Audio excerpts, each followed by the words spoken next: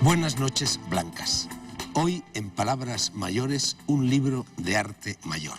Créanme, lo es. Y por ello va a ser hoy nuestro plato fuerte y su autor, Raúl Guerra Garrido, nuestro autor de la semana. El libro, una novela sui generis, se titula La Gran Vía es Nueva York y lleva el sello de Alianza Editorial. Su tema, el micromundo de la calle más célebre y más celebrada de Madrid, resulta, por si fuera poco, que ni pintiparado para un programa como este que se emite en Telemadrid. Nuestros tribunos de los libros son, en esta ocasión, Lourdes Ortiz, novelista, Montero Glez, que no González, como apareció en los rótulos de un programa anterior, también novelista, Javier Esteban, director de la revista Generación 21 y cuentista, no ha publicado todavía ninguna novela, ya lo hará, Tamarón en su rincón, dispuesto a convertir los vocablos en venablos o al revés, y una lectora, simplemente una lectora, Silvia Noguera, que viene en calidad de tal. Por supuesto, ha leído el libro de Raúl y opinará sobre él. Raúl, buenas noches, enhorabuena de corazón, has escrito un libro excelente y empecemos por su portada, que también es excelente, a mi juicio. ¿Qué pinta un toro en la Gran Vía madrileña? Bueno, pues antes que nada, muchas gracias, buenas noches a todos. Y bueno, estoy encantado de que te haya gustado, ¿no? Yo creo que es una metáfora de lo que es el libro, incluso cuando no sabía muy bien cómo iba a salir la novela, si es que es una novela, que también es muy dudoso. Lo que sí tenía claro era cuál iba a ser la portada, una cosa que no me había pasado nunca y que es bastante insólito. Ese toro, yo digo que metaforiza lo surrealista que es la Gran Vía, ¿no? Que alguien pase por esa calle y en vez de preguntar, ¿hay en la sala algún médico? Pregunta, ¿hay en la calle algún torero? Bueno, y salga ese hombre maravilloso y vamos, con la chaqueta cruzada, con la corbata puesta y un sombrero de arancha, esto que... El Fortuna, ¿no? Un torero retirado, un torero de escasa fortuna. Que estaba en su época ya declinante y gracias a eso para mí es la estocada más valiente, Rosa más Montero importante de toda la historia a pie, vamos. Rosa Montero en su novela La hija del caníbal menciona también esto, pero dice que era un toro que se había escapado del matadero. No es verdad, se había escapado, lo conducían a la plaza de toros que estaba entonces donde ahora está el Palacio de los Deportes. Yo creo que esa es la versión auténtica, de todas formas da igual. Y también que si el estoque era el auténtico estoque de fortuna o no, un sable que alguien corrió a coger de una panoplia del casino militar. Ya sabes que entre la leyenda y la realidad siempre hay que optar por la leyenda. Y en el caso de que no exista leyenda, pues hay que inventársela. Esta novela, suponiendo que lo sea, Raúl, sí, parece una novela costumbrista. En realidad no lo es. Tú mismo has escrito, el realismo no significa limitar el vuelo de la imaginación plástica porque nada se parece menos a la realidad que la realidad misma. Si me lo permites, te voy a lanzar un texto de Borges. Es un texto oral y dice lo siguiente, y tiene mucho que ver con esto que acabo de leer, salido de tu pluma. Yo he cultivado siempre una especie de literatura fantástica, dice Borges, aún en aquellos cuentos que están hechos con las reglas del juego del realismo. Los hechos son fantásticos, la realidad no es así. Yo nunca me he documentado para escribir nada, he tratado de imaginarlo todo. Verá, una vez un muchacho me pidió que le firmara una petición para una fundación porque quería escribir una novela sobre California y necesitaba hacer un viaje para documentarse. Usted no es un novelista, le dije yo, usted tiene que imaginarse California desde Buenos Aires. Después, posiblemente, su California sea fantástica, pero ¿qué importa? De forma que no le firmé el pedido. Lo que el muchacho quería era hacer un viaje a los Estados Unidos. Porque ¿qué clase de novela es esa que necesita documentarse? Eso es una forma de periodismo. Bueno, aparte de esto, tú evidentemente te has documentado. Y te has documentado, me imagino, que de dos maneras, acudiendo a las hemerotecas y paseándote por la Gran Vía. Bueno, efectivamente, todos nos hemos paseado mucho por la Gran Vía, todos tenemos nuestras experiencias de la Gran Vía. Y bueno, yo tengo una manía contraria a la de Borges, y es que cuando escribo una novela me documento exhaustivamente. Y podría escribir una o dos tesis doctorales prácticamente sobre lo que estoy diciendo.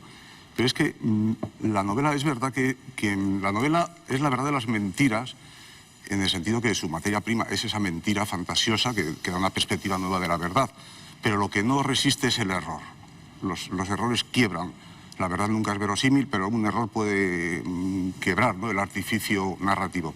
Y entonces, ¿quién es el buen mentiroso? El buen mentiroso es el que conoce bien la verdad. Entonces a mí me gusta conocer bien la verdad, lo que voy a contar, para después poder mentir con gracia, o por lo menos mentir sobre eso sabiendo que estoy mintiendo, pero que no estoy cometiendo errores, ¿no? Bueno, gracia la hay en este libro, pues, está cargado de sentido del humor, también de piedad hacia los personajes, ¿no?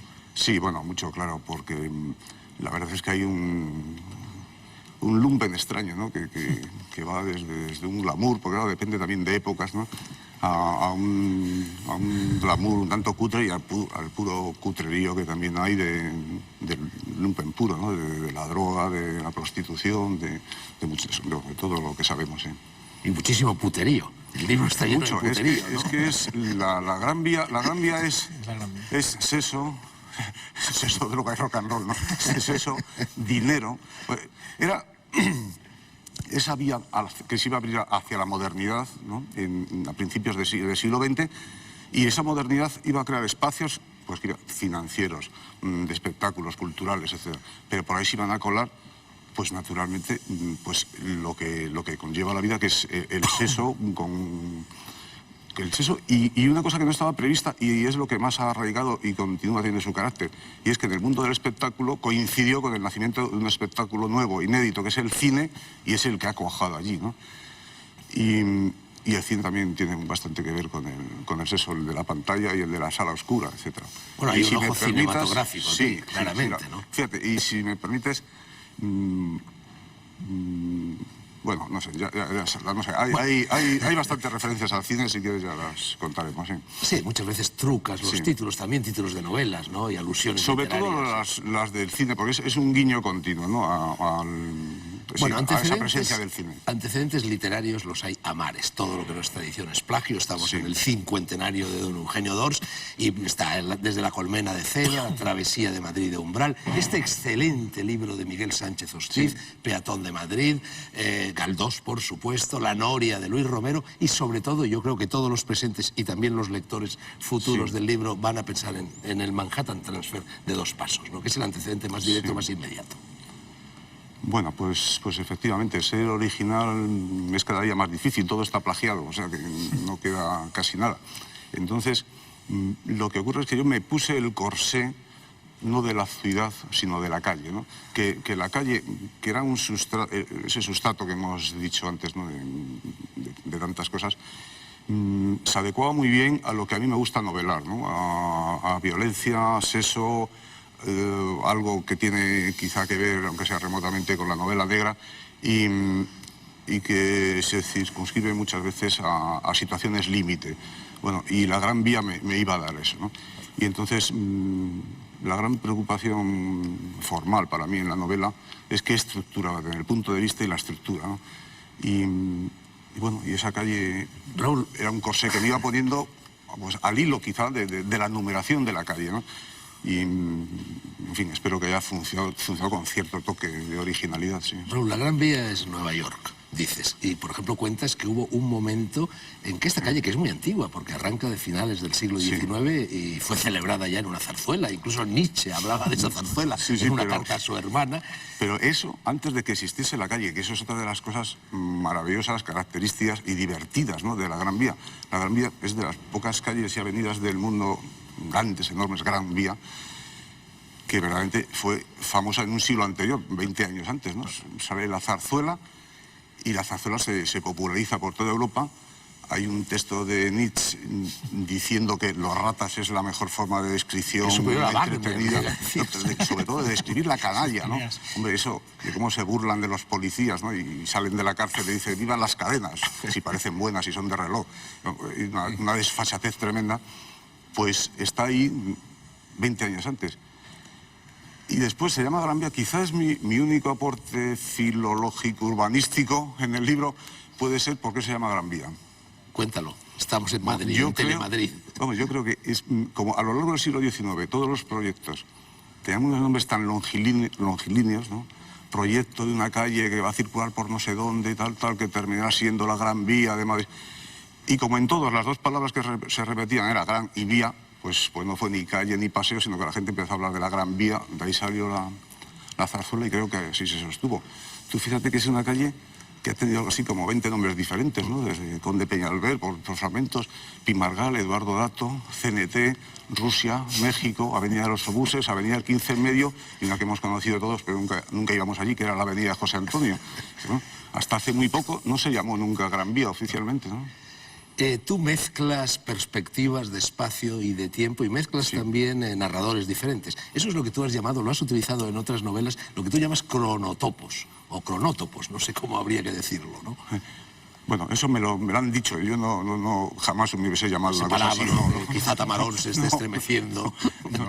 Pero sí es un artilugio que me gusta utilizar, y sobre todo en una novela como esta, donde es un recorrido espacial, pero al mismo tiempo temporal. Entonces juego con el tiempo verbal y el tiempo cronológico, se juega con él. Los personajes se sustituyen a una velocidad endiablada, incluso hay capítulos donde dices reiterado, como un estribillo, ¿no? Es esa gente con la que tropiezas, esa gente que no te ve, esa gente con la que esperas en un semáforo, y que empiezas a opinar y prácticamente novelas en 4 líneas a los que tienen al lado, y siempre además con la paradoja de que lo que tú supones nunca se corresponde después con la realidad, ¿no? Y bueno, pues sí. El anecdotario presente en el libro es prácticamente infinito, ¿no? Es copiosísimo. Por ejemplo, es verdad que los fondos del Museo Chicote, donde creo vas a presentar dentro de muy poquito tu libro, dentro de unas horas, vamos, vas a dar la rueda de prensa, ¿es verdad que esos fondos del Museo Chicote están en un contenedor de Las Rozas? Sí. Pues sí. Bueno, esas son cosas que te vas enterando. Cuando estaba escribiendo, sí me gustaba pasear más también por la Gran Vía, ¿no? Y te vas enterando de cosas. Entre otras, en que había una guía turística de Madrid donde anunciaba 2 o 3 museos en la Gran Vía y no existía ninguno. El de las bebidas en Chicote, el del reloj en Grassi, y vas allí y no existía, ninguno estaba, y sin embargo estaban las guías, ¿no? Eso es parte que a mí me fascina de la Gran Vía. ¿Quién sabe, y no lo voy a decir aunque me desoyéis vivos, por qué hay un Sagrado Corazón enorme en la Gran Vía 65, en la fachada de ese hotel? Bueno, si no lo vas a decir, dejemos correr el Sagrado Corazón. Pero en cambio, sí te voy a preguntar, ¿qué quiere decir ese frontis que hay en el Hotel Gran Vía con un RGR, que yo creía que eran mis iniciales? Digo, a ver si eso es mío. Bueno, pues no te encuentras, es lógico que cuando miras encuentras cosas. Pero sí te voy a preguntar por algo que cuentas, y es que en el Cine Rex hay unos medallones y que esos medallones se corresponden con las efigies de 3 políticos franquistas y sus respectivas amantes. Girón, Virginia de Matos. ¿Cómo descubriste eso? No sé si lo he descubierto. Eso es otra cosa que dejo. ¿O es inventado? No, pues es parte realidad y es parte inventado, como ocurre con todas las cosas. Pero lo que es absolutamente maravilloso es que la gente que ha vivido, trabajado en todos estos sitios, cuando les preguntas sobre estos detalles, nunca nadie sabe nada, ¿no? Todo pasa como con los libros, ¿no? Que cuando acaban de salir a los 3 meses pasan a la categoría de incunables. Pues yo creo que en la arquitectura pasa igual, ¿no? Las referencias se pierden a una velocidad de vértigo. Pero estamos hablando, no sé, de novela, literatura, o sea, que todos esos puntos de apoyo en la realidad solo me sirven para levantar la ficción, ¿no? En estas historias. Y anclarlos, ¿no? Anclarlos en la realidad y poder mentir con un poquito más de garbo, ¿no? El que sea Pepe o Don Juan, el que esté, me da igual, pero es como un desafío a la imaginación. Parece ser, Raúl, que en cierta ocasión le prohibieron a Berlanga, no le dieron permiso para rodar unas escenas de una película en la Gran Vía, porque el censor dijo: ¿quién nos garantiza que Berlanga, con su anarquismo tradicional, no vaya a sacar a 2 obispos saliendo de Pasapova? Eso lo ha contado Berlanga repetidas veces, ¿sí? Y es una anécdota muy, muy bonita, ¿no? Y con lo que decías de esa presencia constante es eso, y no lo utilizo yo, mira esa anécdota. Hay una de Jardier Poncela, que vivía ahí muy cerca, en la calle Infantas, creo, y dejó de escribir, no sé si en el Gijón o donde fuese, dejó su recado de escribir, le dije al camarero, dice, me voy a dar una vuelta a la Gran Vía a ver culos. Esa sensualidad estaba ahí latente, y en una época donde no era lo explícito, ¿no? lo que por ahí se paseaba. Y eso, el extraperlo, ¿no? Ese tráfico de tantas cosas que había. No sé, es casi de un mundo, ¿no? Es un mundo a lo largo de casi un siglo. Hay también, Raúl, una visión 98ista, ¿no? Aquello que decía Antonio Machado de la Puerta del Sol o de Madrid como rompeolas de todas las provincias españolas, ¿no? La Gran Vía se convierte aquí en rompeolas del mundo, no ya solo de las Españas. tampoco exageremos. Pero de las Españas probablemente sí, porque voluntariamente, si te has dado cuenta a lo largo de la lectura, siempre que hago referencia a alguien que es de, y siempre es un pueblecito perdido, ¿no? De Tiñosillos, Ávila, ¿no? Pocos hay que son de Madrid, solo hay un personaje que además se llama Isidro Labrador III, porque hasta su abuelo, que es muy raro, es madrileño, porque madrileños somos muy pocos. Yo nací en Madrid, pero también verdaderamente por casualidad todos mis ancestros, ninguno es madrileño, ¿no? Y tengo muy pocos amigos madrileños que sus abuelos hayan sido de aquí, ¿no? Y eso sí que lo quiero hacer constar, porque, hombre, yo que estoy viendo en un sitio donde constantemente te preguntan, oye, ¿y tú de dónde eres? En vez de qué eres, pues me gustaba, ¿no? Madrid en ese sentido es absolutamente fantástico. Y, bueno, Raúl, yo decía lo de... es madrileño... Raúl, pues, yo decía lo de Tomelloso, ¿no? Porque no va a ser madrileño de Tomelloso. Tú decías que yo estaba exagerando, pero cuando yo decía rompió olas no solo de las Españas, sino del mundo entero, es porque en la Gran Vía de ahora ha habido dos impactos colosales que han cambiado la configuración de la calle. Uno es el turismo, que viene del mundo entero, y otro es la emigración, que también viene de gran parte del mundo, ¿no? Sí. ¿En qué ha cambiado desde ese punto de vista la Gran Vía? La Gran Vía de este toro que figura en la portada con la Gran Vía de los turistas, con la Gran Vía de las oficinas de cambio. Bueno, pues que ha seguido pues, el paso de la modernidad, que en este caso esa modernidad, vamos a hablar que no es la posmodernidad, sino ya la globalización, ¿no? Eso está ocurriendo en todas las ciudades del mundo y en la Gran Vía más. Y la Gran Vía, lo que se han aflojado las defensas era de una clase, de una burguesía, tampoco ha sido del gran elitismo, pero sí de una burguesía acomodada, ¿no? Había tiendas que nunca quizá hayan sido las mejores de Madrid ni de España, pero sí eran importantes. El cine es lo único que se ha mantenido la categoría, que sigue siendo cine de estreno y en toda España. Pero el resto, verdaderamente, el acoso de ese tejido que ya viene desde los Austrias, urbano de alrededor, le va pudiendo, ¿no? Y bueno, y claro, ahí se desbordan pues un turismo, pues un turismo masivo y desde una inmigración que ha tenido momentos incluso relacionado con ciertos tipos delictivos en que pasearnos en la Gran Vía pues era una aventura peligrosa. En la página 309 hay un pasaje muy gracioso, quizá tristemente gracioso, donde un español para ganarse la vida tiene que hacerse pasar por inmigrante sin papeles. A mí esto lo que me recuerda a lo que decía Anthony Burgess, el escritor inglés, cuando hablaba de la desgracia de nacer varón, blanco y heterosexual en estos tiempos, ¿no? Bueno, eso ya sabes, eso es una frase muy neoyorquina, ¿no? Que dice, dice si eres varón, blanco, heterosexual, tienes inteligencia y no eres judío, viejo, dice, bueno, pues dice, entonces, ¿qué haces en este oficio, no? Pues sí, bueno, quizá es una butad, pero es que la tendencia es esa, ¿no? Se dan tantas paradojas que no me parece muy extraño. Raúl, una última pregunta antes de dar paso a los anuncios y de entregarte a los tribunos de los libros. Hay un personaje con el cual prácticamente arranca la novela y con el cual prácticamente termina también. Es ese personaje que es un mensajero de Arturo Barea, además, que va con una motocicleta Kawasaki. Se llama Francisco García Luarca y tiene mucho que ver con la guerra civil. ¿Es una alusión a Federico García Lorca? No, es una alusión a la guerra civil, a un republicanismo romántico, a algo que estaba en lo de la forja de un rebelde de Barea, que es precioso, por eso lo cito en esa defensa ultranza de la Telefónica, que no sé cómo no la derribaron, porque era un blanco bastante propicio y claro, ¿no? Y juego con la idea de esa defensa de Madrid muy vinculada al mundo intelectual, a él, por este chico no tiene que ver con nadie, es un personaje inventado, pero es uno de los motoristas que anunciaban los bombardeos, que iban con unas motos y una sirena por Madrid anunciando el bombardeo, sobre todo por la Gran Vía, ¿no? Y a mí que me parece una imagen fascinante, cinematográficamente sobre todo, ¿no? Plásticamente, por eso le pongo con esa cinta de seda larga. Y juego con el nombre porque Arturo Barea le contrata, porque dice, oye, sabes que tienes el nombre de nuestro mejor poeta.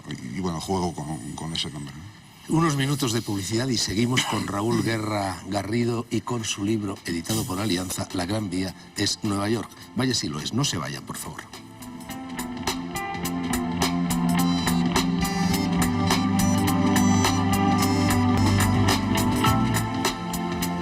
Segunda parte de Las noches blancas. Raúl Guerra Garrido, La Gran Vía es Nueva York, Alianza Editorial. Hablé con Raúl durante la primera parte de esta sesión de nuestra República de las Letras. Son ahora los tribunos quienes lo interrogan o quienes lo comentan. Lourdes. Bueno, Raúl, enhorabuena Muchas gracias. por el libro. Siempre cuando a un colega, que además más o menos somos de la misma generación, llevamos muchos años encontrándonos en estas cosas, hay como, para mí por lo menos, hay una especie de alegría y de emoción cuando ve que alguien que aprecia como amigo y como novelista, de repente escribe un libro tan redondo como es este, ¿no? Hay muchas cosas que yo quisiera comentar. Fíjate, el libro lo tengo desbrozado, aparte de algunas citas que voy a leer que me han encantado. Pero es un libro que realmente lo has elaborado todo de una vez, o da la sensación a veces, cosa que no está mal, de que son como relatos que tú de alguna manera tenías en algunos casos y que has vuelto a reintegrar en este complejo, dándole una unidad después.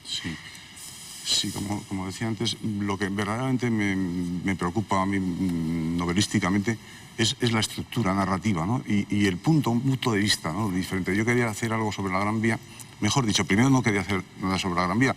La Gran Vía se aparece como un sustrato, como un telón de fondo donde es ideal para que se produzcan esas circunstancias que a mí me gusta novelar. Entonces es cuando las dos cosas las unes. Y sí es verdad que hay algunos, 2 o 3 relatos de tipo negro que yo los tenía sin colocar en una situación determinada, pero que son perfectamente incluibles ahí y que iban a dar lugar a una serie que se iba a llamar, por ejemplo, Gente de Gatillo Alegre. Pero es que, bueno, eso lo deseché y digo, bueno, esto va directamente a la Gran Vía porque hay gente de Gatillo Alegre, gente de Talonario Fácil y gente de Lencería Difícil. Que el que estén hechos en otro momento le da todavía un sabor más rico, porque bueno, hay algo del lenguaje mismo que uno va cambiando, que cambia también. Y de alguna forma esa especie de cómo era cronotopos.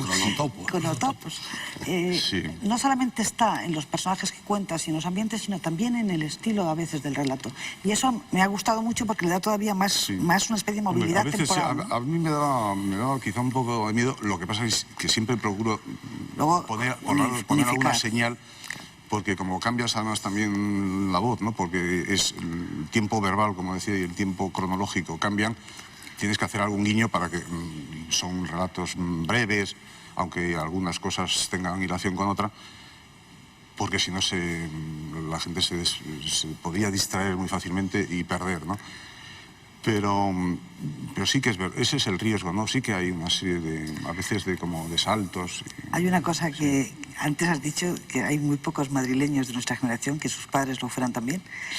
Yo soy madrileña y mis padres lo eran también. Y por tanto, no solamente me ha gustado como novela y como libro y con todo ese amor que uno tiene a los libros, sino porque me ha traído tantísimos recuerdos de mi infancia. Fíjate que yo vivía en la calle Esprocimina y iba al colegio en la calle Montera. Hay un relato cuando hablas del chaval que está en la calle Preciados y que recorre y que va luego a tomar a Callao el helado, es que yo me veía retratada en los sitios, en las sorpresas, en el cine en sesión continua de los jueves, tal cual. Y eso le da una especie de humanidad al libro para mí, que me sentía de repente como encontrada en cada página del libro. Yo lo veía como uno de esos antiguos puestos de melones, que había entonces donde te daban a probar los melones a cala y cata, ¿no? Este es un libro a cala y cata, ¿no? Hombre, decía, ¿cómo? Nos damos a prueba y a cala, ni una pieza sale mala. Ese es uno de los que recuerdo yo de mi infancia, ¿no? Y luego hay otra cosa que ya supongo que podría estar hablando horas del libro. No estés horas. Pero como tienen que hablar todos ellos... ¿Cómo que esté Pero horas? hay, por ejemplo, cosas encantadoras, ¿no? Aparte de esa especie de conversaciones cogidas al azar de la gente que pasa, que siempre acabas con ese juego sobre las mujeres que me ha encantado, donde dices algunas cosas de las mujeres muy graciosas, ¿no? De por qué es preferible ser mujer. Y hay 10 razones. Una de ellas, por ejemplo, con la que no estoy de acuerdo, es porque dice que no nos arrepentimos de habernos horadado las orejas. De hecho, nosotras no nos lo hacíamos, nos lo hacían en hacer, las mamás nos hacían el agujero. Y si no os lo hacían, lo pedíais luego, cuando os hacíais mayorcitas. Cuando éramos mayores. Pero fíjate que eso es parte de un juego literario, pues si te das cuenta, se dice las 10 razones por las cuales, y no se dan las 10, ¿no? Y un personaje al final dice, bueno, oye, mucha historia de la Gran Vía, pero ¿cuáles son las que faltan, estas de la mujer, ¿no? Y ahí se queda, ¿no? Sin saber. Hay algunas metáforas como esta de la semana era redonda como un balón de reglamento marca Cóndor. ¿Quién lo pillara? Los domingos eran un polo de fresa que se nos deshacía en la boca antes de saborearlo, que es totalmente... Estoy de acuerdo. O sea, eso del polo de fresa para los domingos. Bueno, basta ya, O para Lourdes. mí las mantas son las auténticas pateras, aunque bien sé que no todos sus tripulantes son moros. Bueno, tú estás en zona de pateras, Monterito. ¿Cómo se ve la Gran Vía desde Algeciras? O desde Tarifa. Desde Tarifa. Yo llevo Madrid en mi corazón, yo soy madrileño y llevo Madrid en mi corazón. Y entonces ha sido un reencuentro con Madrid, la he leído allí y ha sido un reencuentro. Una Gran Vía que no he conocido otra Gran Vía, pero sigue siendo la misma. Para mí sigue siendo... Aunque haya árabes ahora, aunque haya negritos, aunque haya esto o lo otro, pero sigue siendo la misma. O sea, eso no se va a perder nunca. Eso creo, me ha encantado, me ha encantado. Me hubiera gustado tener a otra persona aquí, Drago, para llevarle la contraria, no sé qué decir. Un beso en la boca tampoco le voy a dar mejor a la contra. porque es muy feo. Pero bueno, habéis hablado antes de La Colmena, de Manhattan Transfer, pero hay un libro que lo escribió Luis Carandel, que es Vivir en Madrid, en los años 60, que también tiene este aire, ¿no? Tiene ese aire y que tenía un diccionario castellano-madrileño, al final, un libro de los años 60, y me ha recordado en algo aquí, pero también está el Madrid de Ignacio Aldecoa, también está... hay mucho Madrid aquí, ¿no? Y es el libro que todos los libreros creo que deberían sugerir y deberían poner en el escaparate, y incluso deberían regalar cada vez que alguien monta en el metro, porque es un libro para leer en el metro, es un libro para leer en el transporte público, y que se dejen de las pantallas esas de plasma que nos pusieron, y dile a tu vecina que nos las quite, Drago, o que las ponga en vuestro portal, porque es que eso es un insulto al madrileño, poner unas pantallas de plasma bajo el metro, ¿no? Pues eso no depende de Esperanza Aguirre, depende de Gallardón, creo yo, ¿o no? Depende de Esperanza Bueno, de Aguirre, quien no lo dependa, sé. de quien dependa. Bueno, sigue. También hay varias secuencias de metro, ¿no? Por eso es fundamental el metro, ¿no? En la Gran Vía, sí. Y bueno, ha habido una crítica que decía que pecaba de exceso. Yo creo que peca por defecto, porque al principio, pues habla de la inauguración con Alfonso XIII, no acaba nunca la obra pública, que se inicia y a remolinarse el público a ver cómo trabajan los obreros. Sí, inauguró las obras. Pero Siguen. el que totalmente, Siguen. totalmente, pero siguen, y ha llegado a las más altas cimas con un alcalde que ha sufrido Madrid, que no era Borbón, pero sí del Manzano, y muy garbancero. Sí. Y no aparece. No, Entonces, no aparece. Claro, eso, por eso te digo que peca, no aparece mucha peca por gente, defecto, porque ahí yo es- hubiera metido a Álvarez del Almacén, se lo merece. Bueno, la novela es galdosiana y a Galdós lo llamaban desdichadamente el garbancero. Me gustaba más como iba antes. ¿Eh? No, la verdad es que no es un libro de historia, solo digo que se apoya de vez en cuando en datos históricos para elevar la ficción, y por supuesto que falta mucha gente, ¿no? Pero en realidad los que importan de la Gran Vía no son los personajes. Eisenhower, ¿no? Que fue un hecho fundamental. Eisenhower, y si tengo algo para comentarlo, una palabra en inglés, por donde entró el inglés en España, que fue ese letrero vertical en el edificio Carrión que ponía SCHBPES y después entre paréntesis se pide SWEPS. Todos empezamos a interesarnos en el inglés con eso, ¿no? Que prácticamente coincidió con la llegada de Eisenhower. O sea, pero después no se habla de otros pasos ilustres, ¿no? que ha habido por esa vía. Efectivamente, bueno, como venganza personal tuya me parece bien esta cita de Gonzalo. Claro, bien, perfecto, pero que me ha encantado. O sea, que ese ha sido un libro de verdad que me ha encantado. Y luego, por último, señala lo de los hot dogs, lo de los perritos calientes, que dice que hay el récord que está en una docena. Bueno, lo mío son 18, del Nebraska. En el Nebraska. Oye, 18. pues había avisado porque hay que cambiarlo en la pizarra. Claro. Claro, hombre. Tamarón. Mi primer... Bueno, te felicito también porque Muchas gracias. coincide en parte en el tiempo con mis primeros recuerdos de la Gran Vía, que son pues, del final de los años 40 o principios de los años 50, pero que estaban teñidos por el pavor que me producía el autobús de la línea del 1 y del 2, que ambos pasaban, si bien recuerdo, por la Gran Vía. Uno seguía luego por Princesa y otro por Ferraz. Y sigue así. Bueno, a mí me fascinaba y me aterrorizaba el ir en el piso de arriba del autobús. Yo era un niño de pueblo, de provincias, y claro, aquello era de lo más excitante e inquietante. En las curvas yo no entendía cómo no se caía el autobús. Entonces, mi imagen de la Gran Vía es la Gran Vía vista desde 5 metros de altura, o lo que tuviera, menos, 3 metros, que era lo que tenía el autobús. No, mi impresión es que, primero, que tu libro, desde luego, tiene una unidad topográfica clara, como decías antes, el telón de fondo o el escenario da mucha unidad a los relatos y a los sucesos. Mi pregunta sería, ¿tú crees que, dada la evolución de la vida urbana, no solo en Madrid, sino en el resto del mundo, perdiendo, quizá por una mayor movilidad que existe cada día crecientemente, sería posible dentro de 50 años hacer otro libro similar? Vamos, quizá la pregunta parezca tendenciosa, lo es que a mí me parece, me temo que no sería posible, quizá, porque ya nada es permanente, claro, en la vida urbana, ¿no? Hombre, yo creo que sí se puede hacer, porque toda vida humana en sí es una novela interesantísima, ¿no? Pero que como corpus colectivo la calle ya no daría ese juego, porque la tendencia, como hablábamos antes de la globalización, es a la homogeneización, ¿no? Y claro, todas esas vicisitudes absolutamente surrealistas, empezando porque tenga una zarzuela que la inmortalice antes de nacer, que tenga un toro que se escape por ahí, que tenga una guerra civil con esos bombardeos, etcétera, etcétera, que se llame José Antonio y nadie sepa dónde está la avenida José Antonio, pero sí la Gran Vía. Todas esas cosas son, yo creo que, bastante irrepetibles. Habrá otras que serán verdaderamente más homogenizadas con otra calle cualquiera, ¿no? Pues a lo mejor no se diferencia mucho ya de la Castellana o de las cosas esas que han salido por Azca y que son otras vías ya de la modernidad, ¿no? La Costa Fleming. Sí, que eso debe estar ya de capa caída, ¿no? Javier Esteban. El libro debe ser muy bueno, no digo que tiene que ser muy bueno porque lo ha dicho todo el mundo, debe ser muy bueno porque yo odio la Gran Vía desde que era pequeñito y me han pasado muchas cosas en la Gran Vía, pero si España fuera un culo, la Gran Vía sería la Rabadilla o algo así, es decir, prácticamente tu libro cuenta una intrahistoria. Yo creo que hay un programa para borrarnos la memoria y entonces este libro está muy bien porque recupera una parte humana, intrahistórica de la Gran Vía, que yo creo que tampoco tiene futuro en los términos en que tú la planteas.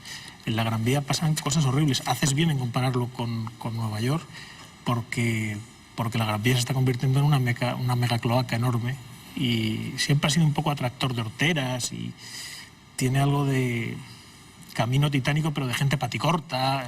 Hay muchísimos policías que a mí también me molestan bastante, esa proliferación de las fuerzas de orden público. Pero yo creo que también proliferan los cacos. Sí, también son dos cosas que van unidas, ¿no? Incluso se confunden a veces, ¿no? Pero la Gran Vía no tiene árboles, no hay quien pasee por ella, el ruido es espantoso, se ha convertido en una autopista y lo que ocurre en la Gran Vía ocurre en los aledaños. Y por último, he echado de menos la anécdota que tanto gustará a los nacionalistas vascos de que el Eusko Gudariak se terminara de componer y se cantara por primera vez en la Gran Vía. Sí, bueno, sí es verdad que la Gran Vía se está convirtiendo en algo, no diría yo, por supuesto, una cloaca, porque también hay intentos de recuperación, ¿no? Y muchos madrileños sí que quieren recuperarlo. También es verdad que yo, en las cosas que iba encontrando en la Gran Vía, encontré una asociación de amigos de la Gran Vía con un teléfono al que llamé repetidas veces durante varios años y jamás contestó nadie, ¿no? O sea, pero que eso es también muy característico nuestro, ¿no? Ficticio. Y eso es así. Y después, en cuanto dices lo del Eusko Gudariak, pues, hombre, lo siento mucho no haberlo sabido, pero ya te digo, no he hecho, sí hice una cierta investigación de encontrar datos, pero lejos de mí, ¿no? Hacer una historia, no es un libro de historia, no es un libro de geografía, en todo caso, como mucho, puede ser unas páginas amarillas de la Gran Vía. No, es fabuloso como libro, ¿eh? Yo me meto con la Gran Vía, pero el libro me parece fabuloso. Pero ese detalle no lo sabía. Vamos a ver lo que nos dice nuestra lectora, que estaba nerviosísima, Silvia Noguera. ¿Se te han pasado los nervios, Silvia? Bueno. Por eso te paso la palabra en último lugar. Sí, tranquilo. Adelante. Sí. Bueno, primero enhorabuena, que me ha gustado muchísimo el libro. Muchas gracias. Y además, bueno, según lo que habéis dicho aquí en la mesa, estáis insistiendo en la historia, en la guerra civil. Uno ve la portada del libro Y yo personalmente, según mi gusto, pues la verdad es que no lo compraría porque me da la sensación de algo gris, como de posguerra, histórico, no me gustan las novelas históricas y además es bastante gordo, ¿no? Entonces podría parecer algo que a mí a priori pues a lo mejor no me atrae tanto. Y resulta que desde la primera página me doy cuenta que es todo lo contrario, que es completamente actual, atemporal, juvenil, que estás puestísimo en todo y que a lo mejor tiendes hilos al pasado o te vas al pasado, pero de una manera muy atemporal, parece que es presente, ¿no? Es un pasado actual, presente, juvenil, es como no sé, bueno. Y es decir, que me parece muy juvenil, muy fresca, atemporal y el volumen del libro además no tiene nada que ver, es como un volumen generoso, no significa que uno se tenga que leer... a la rubia, ¿eh? No, está muy bien esto de... No significa que uno tenga que leer un tocho, sino al revés, es algo generoso, porque son relatos cortos que en realidad son parábolas con finales que dan la vuelta a todo, inquietantes y es un libro fenomenalmente escrito, deliciosamente escrito, o sea, sintético, no malgastas, no es nada pretencioso, es un libro bondadoso, ¿no? Y honrado. Y por otro lado, canalla, o sea, que tiene como... Sal y pimienta. Como la sal y la pimienta, sí. Y yo recomendaría leerlo lentamente, tranquilamente, disfrutándolo. Se puede combinar con... En una terraza de la Gran Vía, por ejemplo, ¿no? Se puede leer viendo pasar. ¿no? Sí, sí. De hecho, me encantaría hacer un peregrinaje. O sea, es que después de leer este libro, tengo unas ganas locas de llevarlo en la mano y de hacer un peregrinaje por la Gran Vía. Lo hacemos ahora mismo. Sí, porque el libro te enseña a mirar la ciudad. O sea, también estáis hablando mucho de la Gran Vía. No considero que sea un libro de la Gran Vía, es un retrato de la sociedad madrileña, de la ciudad, como si la ciudad en realidad es como el tejido cultural de un pueblo, ¿no? Entonces es un libro que habla de anécdotas y de eso. Sí, bueno, pues, muchísimas gracias porque hace muchísimos años que no... Es la opinión de los lectores, ¿no? Que lo de juvenil no me lo... Sugiere a tu editor, ¿no? Que ponga dos portadas, una para lectores jóvenes y otra para... Pero sí tiene razón, ¿no? Que eso es lo que... En esa lucha, ¿no? por el punto de vista y la perspectiva, es que quieres abarcar todo eso, ¿no? Por eso esa cita a esa calle desierta de Antonio López, esas citas a ese matemático idealista del hombre unidimensional, ¿no? De Musil, que está intentando dar con un algoritmo que explique toda la ciudad según los trayectos de autobuses, personas, o de una forma mucho más sencilla, el tabaquero en Smoke de Paul Austes, ¿no? que todos los días sale del estanco y a la misma hora hace la misma foto, al mismo tramo de calle que tiene enfrente de la tienda, intentando captar, no se sabe muy bien qué, el alma de la ciudad, quizás. Bueno, y eso es lo que yo quiero con ese sofocón de recorrerla deprisa, y hablando de toda la gente con la que tropiezas, pues hacer una veduta de Tintoretto, ¿no? Sería estupendo, ¿no? Bueno, Raúl, solo una pequeña observación. Si mi memoria no falla, que podría fallar lo del hombre unidimensional es de Marcuse, no de Musil. Lo de Musil era el hombre sin atributos. No, perdona, exactamente. Bueno, y el personaje que he citado es del hombre sin atributos, por supuesto. Bueno, Raúl, el interrogatorio ha terminado. Puedes recuperar la libertad sin cargos. Te espera la rueda de prensa organizada por Alianza Editorial para dar a conocer tu libro. En cuanto a ustedes, recuerden que ese libro se llama La Gran Vía es Nueva York. Aconsejo vivamente la lectura de esta novela. Gracias, Raúl, y suerte con los chicos de la prensa. Muchas gracias Nosotros a todos vosotros, ha sido encantador. Y solo me queda, es que tengo que decirlo forzosamente, oye, esta ronda a mi cuenta y pedid lo que queráis. Pero bueno, ahora te vas solo sin la rubia. En Nebraska. Venga, Raúl.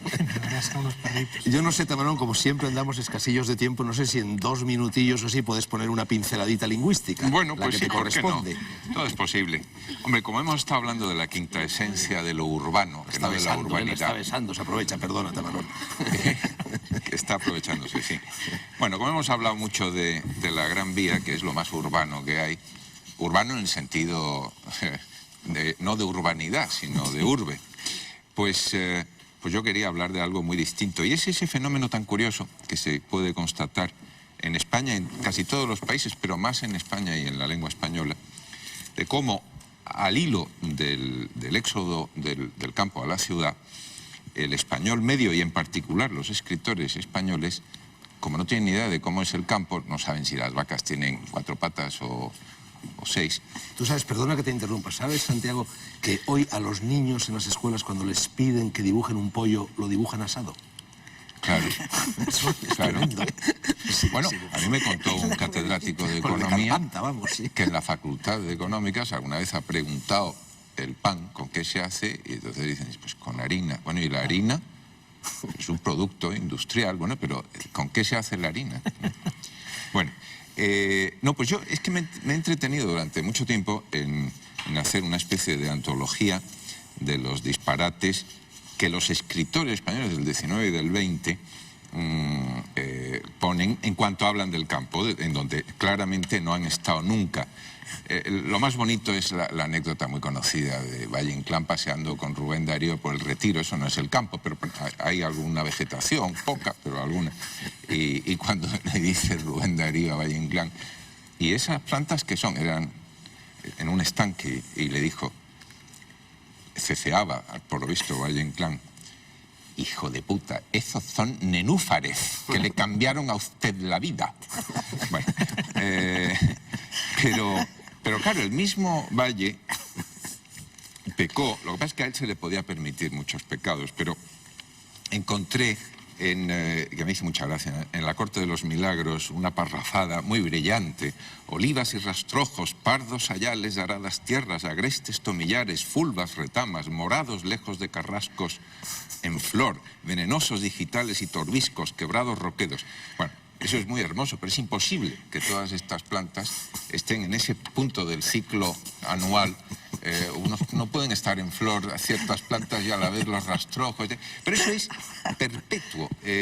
Lo de Azorín, bueno, Azorín además no se le puede perdonar tanto como a Valle Inclán porque encima era pesadísimo. Pero habla del verde claro de los naranjos y el verde oscuro de los granados. ¿Será al revés?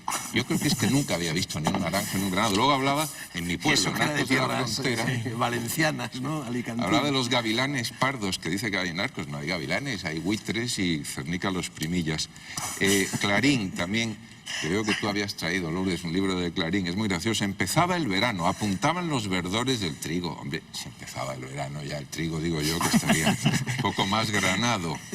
Lo triste es que incluso los que se habían criado en el campo, como Juan Valera, habla de los arrullos de palomas a medianoche. Realmente, eso viniendo de un señor que vivía ahí en un pueblo en Andalucía. Y luego ya el colmo es delicioso, el pobre Gabriel y Galán, que aunque conocía el campo era tan cursi que no podía resistir. Dice, he comido pan sabroso con entrañas de carnero que guisaron los pastores en blanquísimo caldero. ¿Cómo va a ser blanquísimo el caldero? A mí eso me hace mucha gracia. Bueno, entonces para abreviar, pero no resisto el comparar eso, toda esta estupidez, con la maravilla que era Lope de Vega, cuando en Hortelano era Belardo. Habla de la huerta, ¿no? Del tal Belardo. Dice, el trébol para las niñas pone al lado de la huerta, porque la fruta de amor de las 3 hojas aprenda. Albahacas amarillas, a partes verdes y secas, trasplanta para casadas, que pasan ya de los 30. Y para las viudas pone muchos lirios y verbena, porque lo verde del alma encubre la saya negra. Toronjil para muchachas de aquellas que ya comienzan a deletrear mentiras, que hay poco verdad en ellas. El apio a las opiladas y a las preñadas almendras, para melindrosas, cardos y ortigas para las viejas, lechugas para briosas que cuando llueve se queman, más tuerzo para las frías y ajenjos para las feas. Eso es literatura. Eso es Tamarón, literatura y no lo de antes. Monterito, un libro. Lady L. Magnífico. Romain Gary. Me alegro mucho de que lo traigas. Lo ponemos aquí. Dinos Es un par de cosillas sobre una historia de amor entre un anarquista y una puta, y con un final sorprendente. Se desarrolla en el final del siglo XIX, lo recorre, y bueno, pues es una de las mejores novelas que he leído. Ha sido hace pues, unos 3 o 4 meses, y de estas novelas que dices, bueno, y después de esto, ¿qué cojones leo? Con perdón por la expresión. Es que además me ha Romain Gary seducido. fue tan perseguido por la crítica Sí. en Francia que había ganado el Goncourt y empezó a publicar con otro nombre para despistar a los críticos y volvió a ganar el Goncourt, Sí, ¿no? sí. Sí, Se a mí armó me un gustaría que escándalo, hablases sí. un poco de él, porque yo he podido descubrir poca cosa de él. Es el único libro que he leído de él, y creo que tiene bastante más obra, y aquí en España se está empezando a publicar, lo está empezando a publicar El Cobre. Entonces, pues me gustaría ver si sabes alguna cosa de su vida, porque creo que tuvo una vida muy azarosa. Sé bastantes cosas porque siempre me ha gustado mucho. Mañana me voy a Japón y me llevo este libro para leerlo, para releerlo en el avión, pero no tenemos tiempo para decir además todas es una estas novela cosas. Léanlo francesa. y las sabrán ustedes. Una novela francesa, muy al gusto francés, porque es que ahora las novelas las hacen al gusto griego. Fue además marido de Jean Seberg, la ¿Sí? guapísima Sí, actriz sí, que sí. luego se No suicidó. sabía. En fin, Lourdes Ortiz. Bueno, pues yo he cogido un libro de un autor que nunca había valorado, pero que sin embargo esto es una delicia, que es William James Morgan, 10 grandes novelas y sus autores. Ahora que está tan de moda lo de los cánones, yo no soy muy partidaria de los cánones literarios, pero es verdad que en este libro, que es una delicia, Tusquet. pues se habla Decid de... siempre el editor, por favor. Tusquet, sí. Es una reedición de un libro que publicó en el 54, Morgan. Y entonces, yo creo que es como una introducción que los que hemos leído esas novelas disfrutamos con sus juicios, a veces compartidos y a veces no, pero sobre todo para todo aquel que quiera de alguna manera pensar cuáles son las grandes novelas del 19, que son las de siempre, es decir, pues Jane Austen, Melville, Dostoyevsky, Tolstoy, están ahí todos, Stendhal. Pero hay una descripción llena de sentido de humor de las vidas de cada uno de ellos. Yo también antes era muy antividas, es decir, me interesaba la obra y no me interesaba la vida de los autores. Pero ahora con los años me voy volviendo más curiosa. Pasa todo. Sí, a mí también Y me pasa. entonces, bueno, pues el libro es una delicia, y sobre todo que sirve como de iniciación para todos aquellos que no hayan leído esas novelas, como una especie de guía de lectura, donde hay reflexiones también sobre la novela, algunas muy interesantes, otras que no comparto. En fin, que es un libro que parece de divulgación, pero es una delicia. Javier, tu libro. Leopoldo Alas, El triunfo del vacío, editorial Dilema. Es un libro, es un poemario, 41 poemas, donde se hace una reflexión sobre la muerte, la amistad, lo que acontece, y además es un libro escrito a escasos metros en una de esas bocacalles de la Gran Vía, que es donde vive Leopoldo. Dice Leopoldo: la alquimia seríamos nosotros si el agua que bebemos expresara la sed que sacia en nuestro cuerpo. Creo que es un buen libro de poemas. Bueno, deberías haber especificado que no se trata de Leopoldo Alas Clarín, sino de su descendiente y coetáneo, nuestro Leopoldito Alas, ¿no? Tamarón, ¿algún libro? Sí, yo para escandalizar, pues he releído, estoy releyendo y leyendo los episodios nacionales. Esto habrá que ponerlo de canto para de que... don Benito Pérez Galdós, y lo estoy disfrutando mucho. Y acabo de leer, porque no lo había leído antes, El Grande Oriente, y me hace mucha gracia ver un hombre que era un fundamentalista republicano y liberal, porque es lo que era, detestar la masonería de una forma tan virulenta como don Benito la detestaba, y atribuirle el fracaso del siglo XIX español, siendo él, como era, insisto, claramente republicano y liberal. Bueno, su primera aparte de novela eso, fue La Fontana de Oro, que era sobre aquel café donde prácticamente nació la masonería española, ¿no? Si no recuerdo Más mal, que la ¿no? masonería, ¿no? No, era... Estaba en la carrera de San Jerónimo, me parece. Era como ¿no? una sociedad de amigos que luego se convertían en partidos políticos. Política, algunos de ellos. exacto, sí. Masonerías, sí. entre comillas, Claro, ¿no? sí, sí. Sí. Logias. Ibas a añadir algo, Tamarón. No, porque que eso es una de las muchas novelas de él que creo que merece la pena leer. A mí me hace también mucha gracia, y seguro que no estaréis de acuerdo conmigo, pero en fin, que la frase don Benito el Garbancero, que me decís que Ha la salido dijo a Valle relucir. Inclán y la recogió luego Benet, bueno, pues yo no sé quién lee ahora a los supuestamente no garbanceros. Yo, desde luego, a Benet procuro no leerlo porque, salvo que quiera ahorrar dinero en somníferos, en cambio me quita el sueño porque me parece muy ameno. Campanillazo. ¿Por qué? Yo adoro... Pues dale el campanillazo, no lo anuncia. Ah, pero eso, el campanazo es solo por lengua, no Sí, sí, por, no por, no por opinión. no por disidencia, sino Bueno, por... pues una campanilla Bueno, pues simbólica. que te gusta Benet. Muy bien. No, pues Hay gente pató. hay gente pató que dijo el Guerra, claro. Y a mí también me gusta Benet y creo que más garbanceros son los discursos de Álvarez del Manzano.